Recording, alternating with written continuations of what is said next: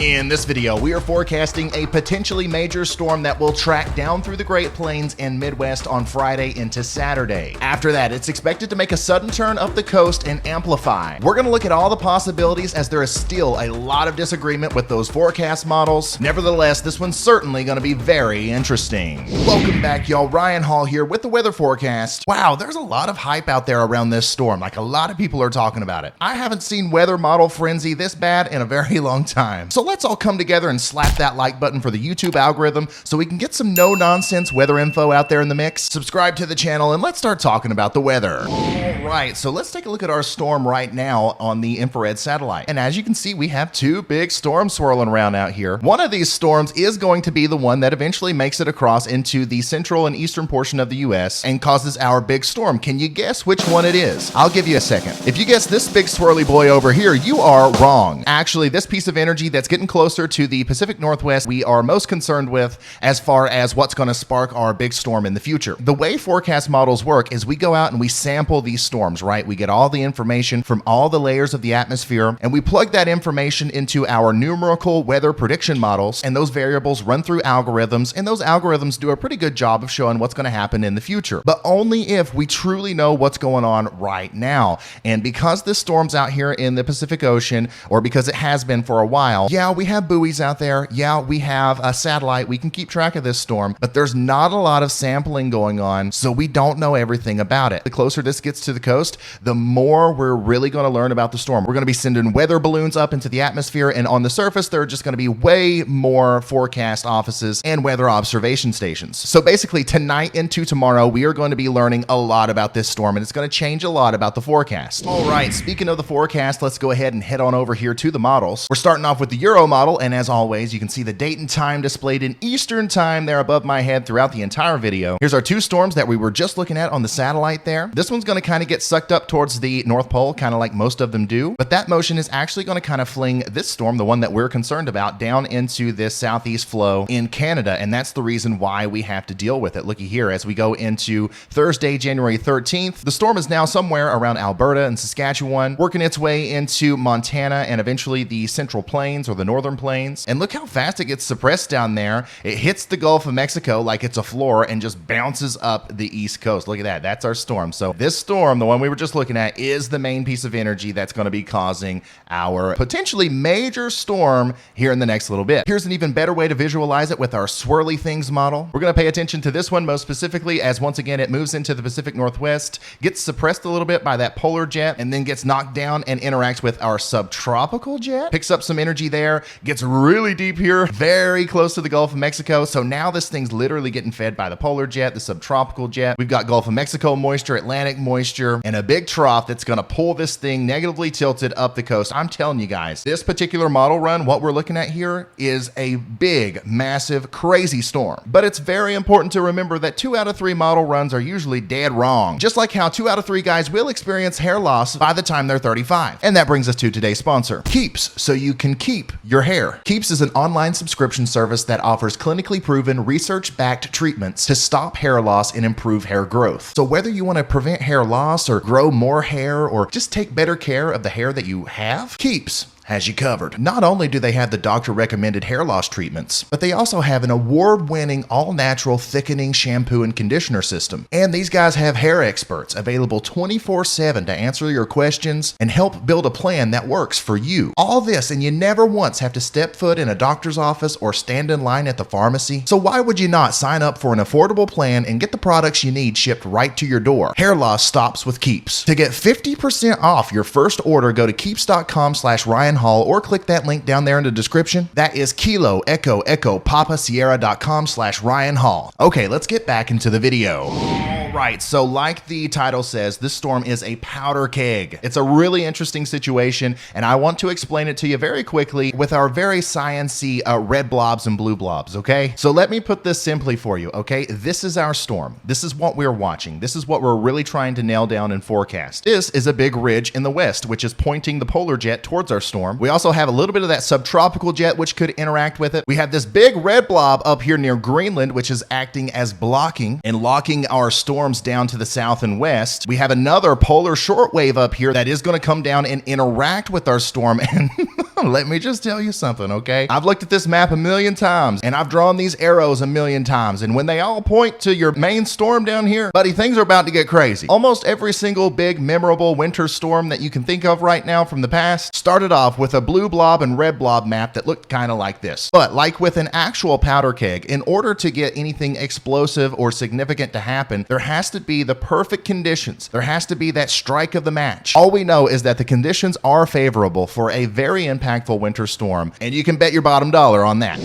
All right, now let's get down into the nitty gritty here and really break down these forecast models. We're going to look at the full progression here and break it down this way, okay? I see two areas. Basically, there is an A area of the storm and then a B area of the storm, okay? Keep that in mind. The A side is when the storm is approaching the Gulf of Mexico, and the B side is after it's kind of made that turn back up to the north and east. We're going to start off with the A side, and it gets an A+, okay? I am fairly confident that the models have a really good grasp on what's going to happen over here. For example, I agree that from Saskatchewan and Manitoba in North Dakota there, early in the morning on Friday, we're going to see light to moderate snow breakout. That's going to continue to go down into the upper Midwest, where it's going to become moderate to heavy snow for a lot of Minnesota, northeastern portions of Nebraska, and Iowa. And then this thing's basically going to fall all the way down into the Gulf of Mexico region, okay? Obviously, down here in Louisiana and the deep south, we're talking about rain. But yeah, on Saturday in the evening, I would not be surprised at all to see some flakes flying here in northern portions of Arkansas, and of course into southern portions of Missouri, maybe even a little bit there in Kansas and Oklahoma as well. This part of the storm is nailed down. I'm almost 100% sure that's the way it's going to play out. However, the B part of the storm, what happens from this point, from 1 a.m. on Sunday points forward?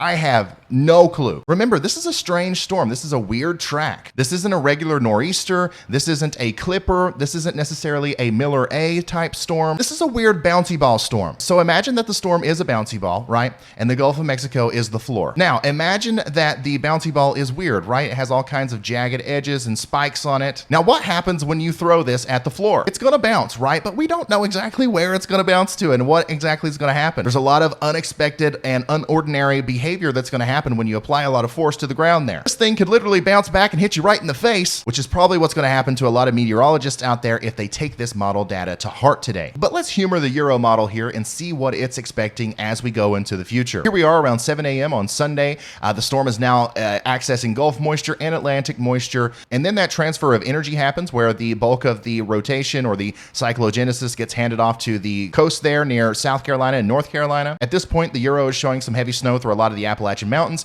and then potentially some very heavy ice, okay? Freezing rain and sleet here in portions of northern South Carolina and western North Carolina. And then this thing continues to track up the East Coast and just blow up. Seriously, a 982 millibar low pressure system right over Long Island on Monday at 10 a.m. That's a monster storm, guys. This is going to produce blizzard conditions for somebody and potentially even hurricane force wind gusts and a coastal flooding, depending on exactly where that track lines up. This is going to change a little bit as we go into the future, but I think we're getting close to nailing down a track. It's not there yet because watch this. I want to show you the trends. So we're going to look at 4 p.m. Sunday here. This is the latest model data, right?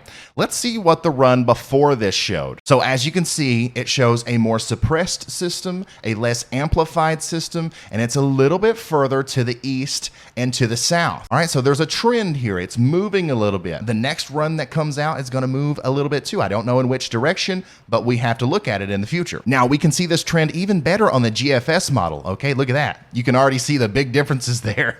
But let's go to 4 p.m. on Sunday and look at those trends again. Let's go back 6 hours. Okay, that was the forecast then. Let's go 6 hours further back than that. 6 hours further back. And you see what I'm talking about here. And then let's go into the future. You see that trend. It's slowly moving this thing off to the north and west. This is why it's so important not to hug these model outputs, man. I love that this stuff is widely available and that the general public is becoming more aware of, the weather and the weather forecast models and all that stuff. But the problem is that this doesn't really show you anything whenever it's a week out. okay? The people who were posting the big blizzards and big snow maps for the south down here a couple days ago, they got all kinds of likes and shares, and it was exciting, it was fun. I kind of like the hype, but at the same time, it's extremely misleading. If you want to use these forecast models at this time frame, this far out, all you can do is look for those trends, look for those patterns, look at those red blobs and blue blobs.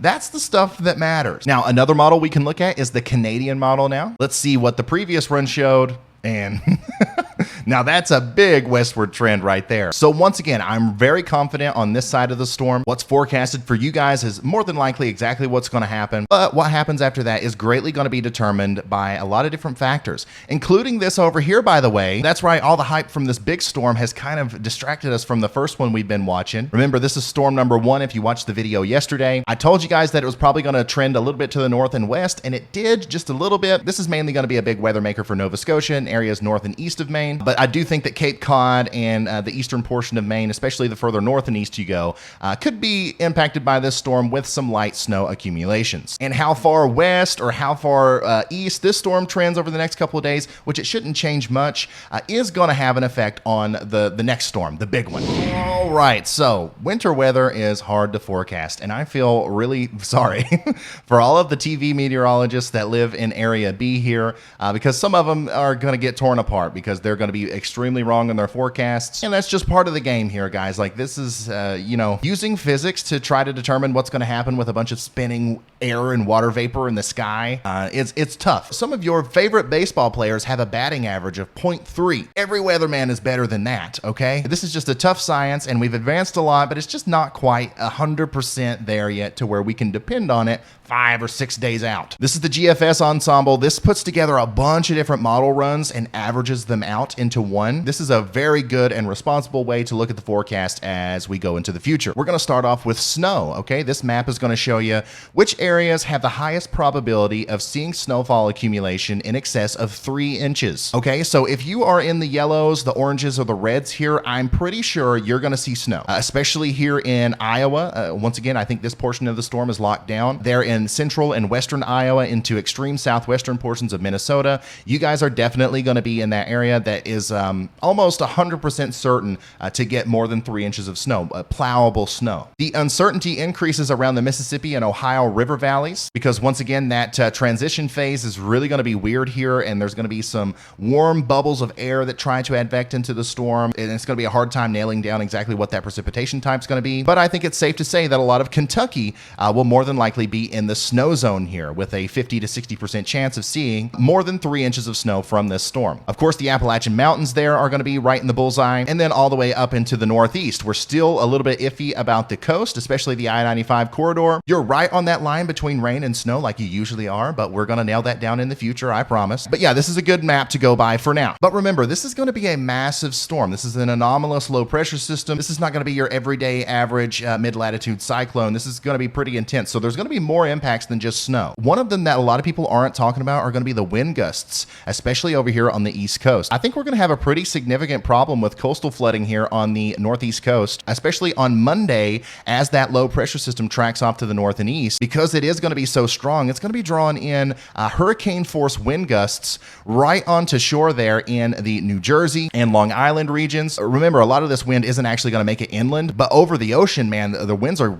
going to be ripping, and this is going to cause some coastal flooding. I do believe so. Once again, we're talking about tropical storm force winds with our intermittent, potentially, hurricane force wind gusts here and there. Additionally, in that transition period from when the storm starts going from north to south to north, we are going to be dealing with some cold air damming here on the southeastern side of the Appalachian Mountains, which is more than likely going to lead to an ice problem. Okay, so we're looking at a wide area of ice accumulation that might be significant. I think the area that needs to be watched the most carefully is right here, specifically from extreme northeastern Georgia into northern portions of South Carolina, through central North Carolina, and into south central portions of Virginia. This is going to be the hotspot for a potentially really bad ice problem. Just like with the snowfall forecast, we can't depend on this for exact totals, but I think that something's going to happen as far as an ice storm goes down here. Once again, I am now locked in storm mode here, so I'm going to be posting daily. I might do intermittent live streams here on the channel to update you as we go forward. So please, if you haven't already, hit that subscribe button if you want to be the first one to know when we start ringing the bells and hollering, go get your milk and bread, okay? Because I promise I will let you know. But for right now, sit tight and let me do the heavy lifting, okay? I do want to thank our channel members over here. Love you guys. We have over 1,000. Holy smokes. Also, I've created a couple of other channels for shorter videos and clips from live streams. So if you want to subscribe to those, go down there. And of course, if you have any questions for me, leave them down in the comments or hit me up on any of these awesome social media sites, which I'm on pretty much all day these days. All right, I'll see you in the next one. Bye.